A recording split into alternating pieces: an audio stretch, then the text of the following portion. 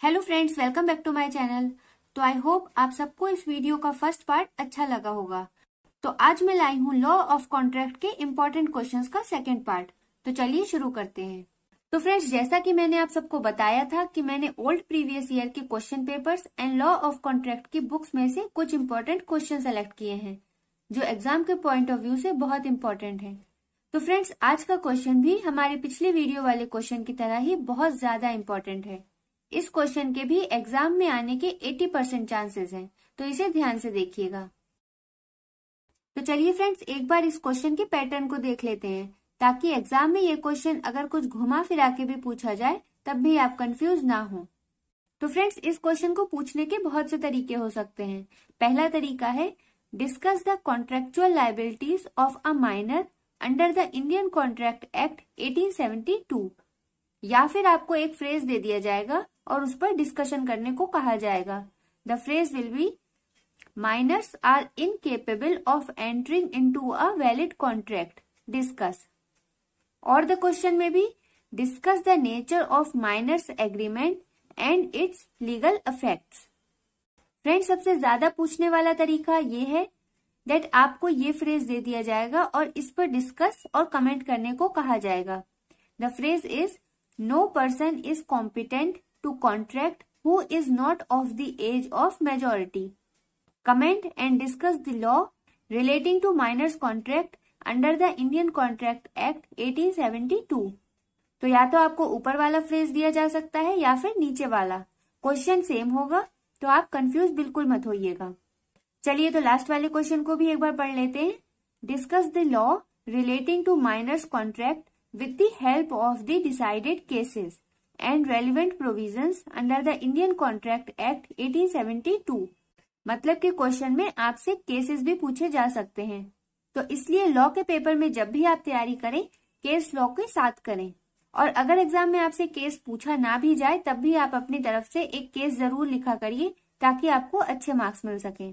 तो friends, in short, अगर law of contract के पेपर में आपसे माइनर के कॉन्ट्रैक्ट या एग्रीमेंट के बारे में पूछा जाए या फिर माइनर्स कॉन्ट्रैक्ट के केस लॉ के बारे में पूछा जाए तो आप लोग बिल्कुल भी कंफ्यूज मत होइएगा और एग्जाम में इस क्वेश्चन को जरूर अटेम्प्ट करिएगा। बिकॉज भले ही इसका क्वेश्चन देखने में डिफिकल्ट लगे बट इसका आंसर काफी सिंपल है और आपको आसानी से याद भी हो जाएगा। चलिए, तो अब देखते हैं इसके आंसर को। तो इसके आंसर में फ्रेंड्स, सबसे पहले आप एक हेडिंग डालेंगे जिसका नाम होगा माइनर्स कॉन्ट्रैक्ट और उसको एक्सप्लेन करेंगे। तो फ्रेंड्स, माइनर का मतलब तो आप लोगों को पता ही होगा। माइनर को हिंदी में बोलते हैं नाबालिग, मतलब वह पर्सन जो 18 साल से कम आयु के अंतर्गत आते हैं उन्हें माइनर कहा जाता है। चलिए, तो अब देखते हैं माइनर्स कॉन्ट्रैक्ट को। तो देखिए फ्रेंड्स, सेक्शन 10 हमें बताता है कि जो पार्टीज कॉन्ट्रैक्ट कर रही हैं उन्हें कॉम्पिटेंट होना चाहिए उस कॉन्ट्रैक्ट को करने के लिए। और इसी के साथ सेक्शन 11 हमें बताता है कि कौन कौन सी पार्टीज कॉम्पिटेंट होती हैं एक कॉन्ट्रैक्ट को बनाने के लिए। So you can read this. Section 10 declares that the parties must be competent to contract. मतलब कि वही हो गया जो मैंने अभी आपको बताया कि सेक्शन 10 हमें बताता है कि पार्टीज को कॉन्ट्रैक्ट करने के लिए कॉम्पिटेंट होना जरूरी है। आगे देखते हैं। Regarding the competency of the parties, section 11 says that every person is competent to contract Who is of the age of majority, मतलब कि जो 18 साल से ऊपर की आयु का हो, according to the law to which he is subject, and who is of sound mind, मतलब कि जिसका दिमाग ठीक हो, and is not disqualified from contracting by any law to which he is subject, मतलब कि उसे किसी भी लॉ के द्वारा डिस्क्वालीफाई नहीं किया गया है किसी भी कॉन्ट्रैक्ट को करने के लिए। Thus, the section declares the following persons to be competent to contract. First one is minors. Second, person of unsound mind. And the third one is persons disqualified by law to which they are subject. मतलब कि section 11 के तहत ये तीन लोग जो incompetent होते हैं कॉन्ट्रैक्ट को करने के लिए, यानी कि इनके द्वारा बनाए गए कॉन्ट्रैक्ट वैलिड नहीं होते हैं, वो कौन से पर्सन होते हैं। पहला हो गया माइनर, यानी कि जो 18 साल से कम आयु का है। दूसरा हो गया पर्सन ऑफ अनसाउंड माइंड, यानी कि जो एक पागल व्यक्ति है जिसका दिमाग ठीक नहीं है। और तीसरा पर्सन हो गया पर्सन्स डिसक्वालिफाइड बाय लॉ, मतलब कि अगर किसी भी पर्सन को किसी भी लॉ के द्वारा डिसक्वालिफाई कर रखा है किसी भी कॉन्ट्रैक्ट को बनाने के लिए, तो उसके द्वारा बनाया गया भी कॉन्ट्रैक्ट वैलिड नहीं होगा। तो आई होप आपको ये तीनों पॉइंट समझ में आ गए होंगे। अब देखते हैं आगे। तो फ्रेंड्स इसका अगला पॉइंट है नेचर ऑफ माइनर्स एग्रीमेंट। तो फ्रेंड्स इसमें भी यही लिखा गया है जो अभी हमने ऊपर डिस्कस किया कि सेक्शन 10 हमें क्या बताता है और सेक्शन 11 हमें क्या बताता है। इन शॉर्ट हम कह सकते हैं कि कोई भी एग्रीमेंट जो माइनर के द्वारा किया गया है वो वैलिड नहीं होता है। इसीलिए कहा जाता है कि जो कॉन्ट्रैक्ट माइनर के द्वारा बनाए गए होते हैं वो वॉइड होते हैं, उनकी कोई भी वैल्यू नहीं होती है लॉ के अंतर्गत।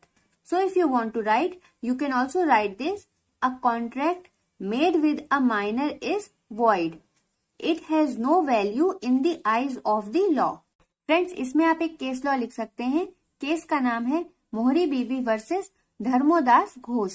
फ्रेंड्स ये केस एक बहुत ही इम्पोर्टेंट केस है जिसमें प्रिवी काउंसिल ने माइनर्स के एग्रीमेंट को लेकर एक बहुत ही अहम फैसला सुनाया था। तो फ्रेंड्स इस केस की पूरी डिटेल हम वीडियो के एंड में देखेंगे, तो इसलिए इस वीडियो को एंड तक जरूर देखिएगा। फिलहाल उससे पहले हम देखेंगे इफेक्ट्स ऑफ माइनर्स एग्रीमेंट।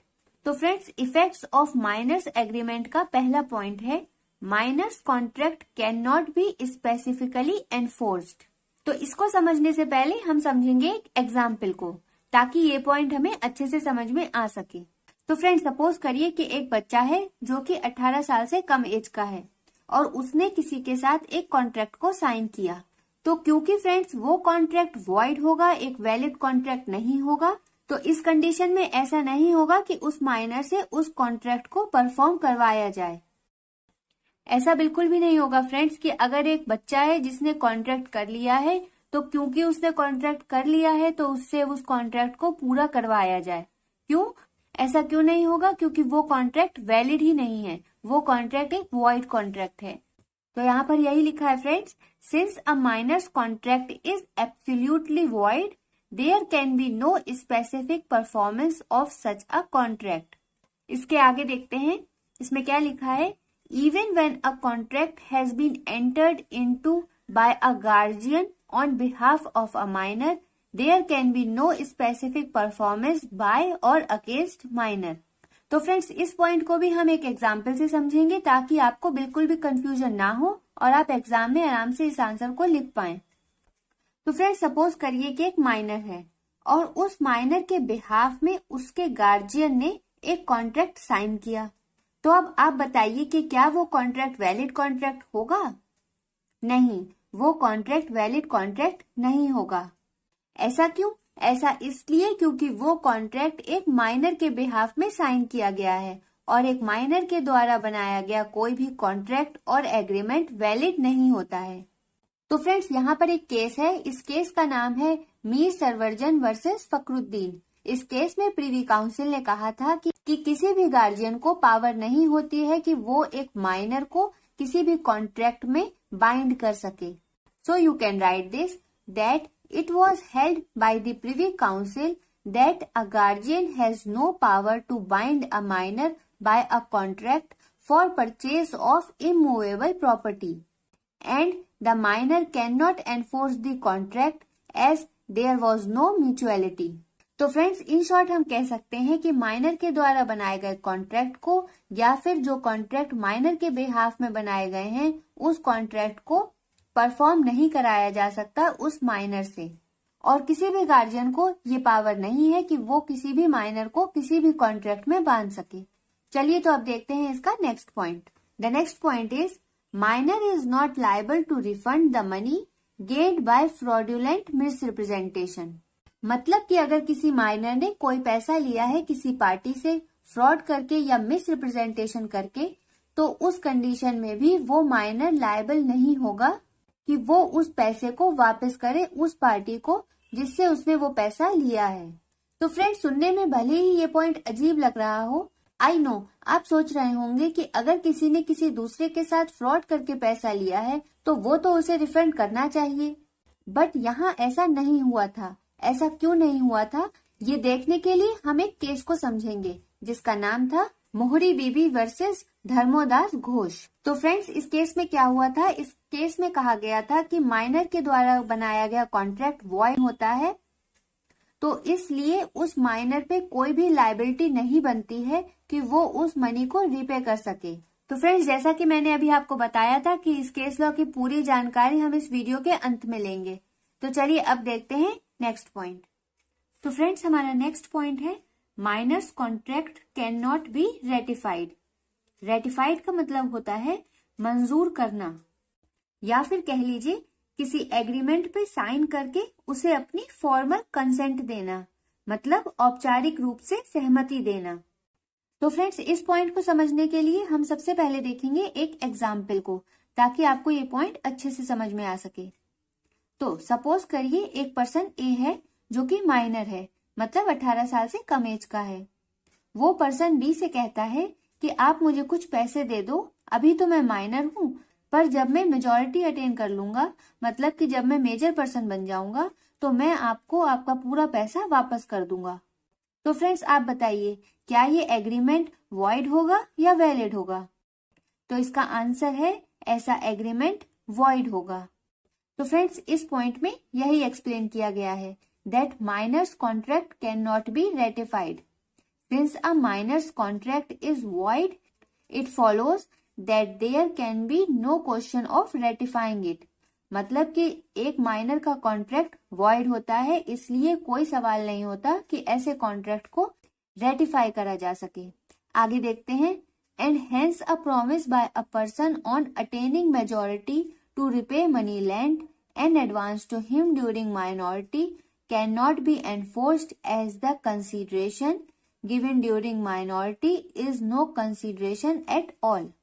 मतलब कि अगर कोई एक माइनर पर्सन है जो कहता है कि उसे पैसे अभी चाहिए, लेकिन वो उस पैसे को रीपे कर देगा, यानी कि वापस कर देगा जब वो मेजॉरिटी अटेन कर लेगा, तो ऐसा कॉन्ट्रैक्ट वैलिड नहीं होगा, बिकॉज इस केस में जो कंसीडरेशन है वो वैलिड कंसीडरेशन नहीं है। तो फ्रेंड्स, जैसा कि मैंने आपसे कहा था कि कंसीडरेशन भी एग्जाम के पॉइंट ऑफ व्यू से बहुत इंपॉर्टेंट टॉपिक है, और कंसीडरेशन पर भी 10 मार्क्स का एक क्वेश्चन आता है। तो कंसीडरेशन के पूरे टॉपिक को केस लॉ के साथ हम समझेंगे अपनी अगली वीडियो में। तो चैनल को सब्सक्राइब करना बिल्कुल भी मत भूलिएगा, ताकि जब मैं वो वीडियो अपलोड करूं तो आप तक पहुंच पाए।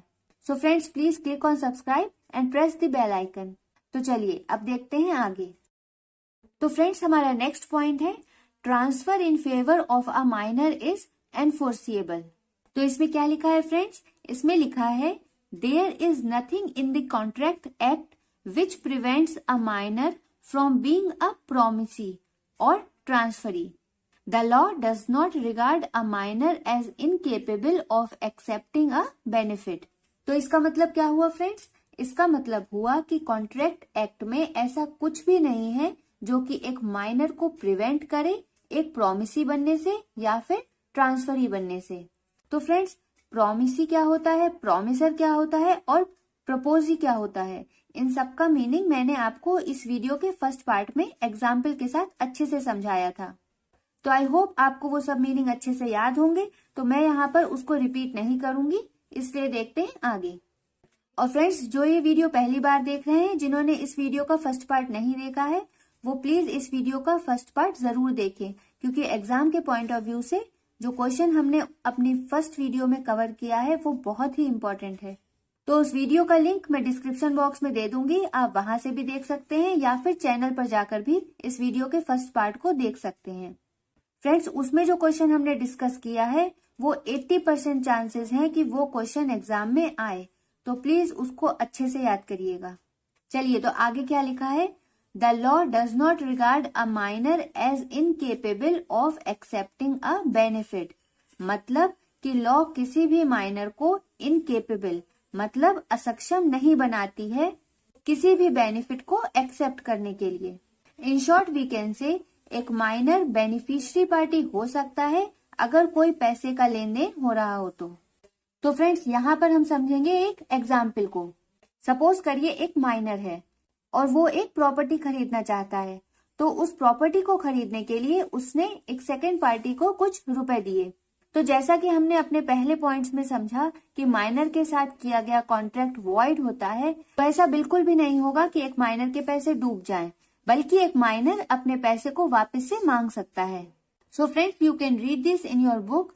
It is written over there that where a minor purchaser of immovable property was subsequent to his purchase dispossessed by a third party, it was held that the minor could recover from his vendor the sum which he had paid as purchase money. मतलब कि एक minor अपने पैसे को recover कर सकता है जो उसने परचेज मनी के रूप में दी थी। तो इन शॉर्ट हम कह सकते हैं कि माइनर के साथ किया गया कॉन्ट्रैक्ट भले ही वॉइड हो, लेकिन इसका ये मतलब नहीं कि माइनर के द्वारा लगाया हुआ पैसा डूब जाए। माइनर को ये पूरा हक है कि वो अपने पैसे को वापस मांग सके। तो फ्रेंड्स, आई होप आप सबको इफेक्ट्स ऑफ माइनर्स एग्रीमेंट भी अच्छे से समझ आ गया होगा। चलिए, तो जैसा कि मैंने आपसे कहा था कि वीडियो के एंड में हम केस लॉ को डिटेल में पढ़ेंगे, तो देखते हैं हमारा केस लॉ। तो फ्रेंड्स, केस का नाम है मोहरी बीबी वर्सेस धर्मोदास घोष। तो इस केस में क्या हुआ था फ्रेंड्स, एक पर्सन था जिसका नाम था धर्मोदास घोष, जो कि एक माइनर था और उसके पास कुछ इमूवेबल प्रॉपर्टी थी। इमूवेबल प्रॉपर्टी कौन सी होती है फ्रेंड्स? जिस प्रॉपर्टी को आप एक जगह से दूसरी जगह नहीं ले जा सकते, और वी कैन से हम उन्हें मूव नहीं कर सकते from one place to another, उन्हें इमूवेबल प्रॉपर्टी कहा जाता है। फॉर एग्जाम्पल, घर, मकान, जमीन, ये सब इमूवेबल प्रॉपर्टी में आती हैं। तो इस केस में क्या हुआ फ्रेंड्स, जो धर्मोदास घोष था जो कि एक माइनर था, उसके पास कुछ जमीन थी जिसका वो मालिक था और उसकी मदर उसकी लीगल गार्जियन थी। अब होता यह है कि धर्मोदास घोष को कुछ पैसे की जरूरत होती है, तो वो क्या करता है, वो जाता है एक मनी लेंडर के पास जिसका नाम था ब्रह्मोदत्त। ब्रह्मोदत्त ने अपना सारा कामकाज करने के लिए एक अटॉर्नी रखा हुआ था जिसका नाम था केदारनाथ। तो इन दो नामों में आप बिल्कुल भी कंफ्यूज मत होइएगा। ब्रह्मोदत्त कौन था? ब्रह्मोदत्त मनी लेंडर था, जबकि केदारनाथ कौन था? केदारनाथ ब्रह्मोदत्त का अटॉर्नी था। चलिए, तो इस केस में क्या होता है, धर्मोदास घोष जो कि माइनर था, वो मनी लेंडर के पास जाकर अपनी कुछ प्रॉपर्टी मॉर्गेज कर देता है। मॉर्गेज मतलब गिरवी, और इसके बदले लोन ले लेता है 20,000 रुपए का 12% पर एनम इंटरेस्ट के हिसाब से। लेकिन यहाँ पर आता है एक ट्विस्ट। 15 जुलाई 1895 को जो धर्मोदास घोष की मदर थी, जो कि धर्मोदास घोष की लीगल गार्जियन भी थी, वो एक नोटिस भेजती हैं केदारनाथ को, जिसमें लिखा होता है कि उनका बेटा धर्मोदास घोष अभी भी माइनर है, यानी कि 21 साल से कम है, और जो कोई भी उसे पैसे देगा वो अपने रिस्क पर देगा।